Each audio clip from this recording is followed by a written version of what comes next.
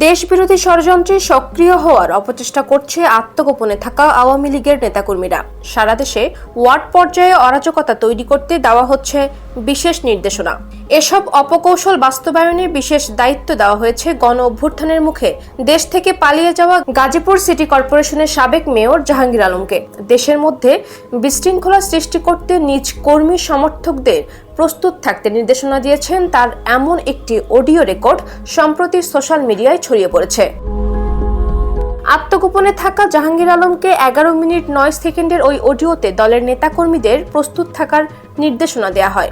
একই সাথে কর্মসূচির 24 ঘন্টা আগে বিভিন্ন মাধ্যমে বার্তা পৌঁছে দেওয়ার কথাও বলা হয়। যারা আওয়ামী লীগ পরিবার আছে সবাই এটা দিন এবং রাত্রের 24 ঘন্টার সকল কিছু সবার মধ্যে অবগত আছে। কোন ডেডলাইন, কোন তারিখ এগুলো যেন কারো মুখের থেকে না বুঝা, না যাই না শুই না, বাস্তব অবস্থা যেটা যে না করা হয়। দেশ জুড়ে তোলপাড় ওয়ালটন ফ্রিজ কিনে আপনিও হয়ে যেতে পারেন মিলেনিয়ার।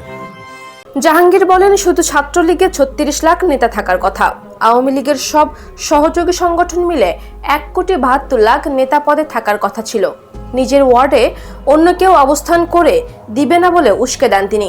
আওয়ামী লীগ এমন একটা সংগঠন যে সংগঠনের শুধু ছাত্রলীগের 36 লক্ষ নেতা থাকার কথা, সেম যুবলীগেরও 36 লক্ষ নেতা থাকার কথা, এবং অন্য সংগঠনেরও এই মিলে আমাদের 1,72,00,000 শুধু নেতা যাদের পদ আছে, এই অবস্থা আমাদের নেতৃত্বটা থাকার কথা ছিল। তবে তার এমন রেকর্ড ভালোভাবে নিচ্ছেন না জুলাই গণ অভ্যুত্থানে নেতৃত্ব দেওয়া ছাত্র নেতারা। তারা বলছেন, আত্মগোপনে থাকা পতিত ফ্যাসিস্টরা নতুন করে হুঙ্কার দিচ্ছে, দেশের অভ্যন্তরে বিশৃঙ্খলা পরিবেশ তৈরি করতে নানামুখী ষড়যন্ত্রে লিপ্ত।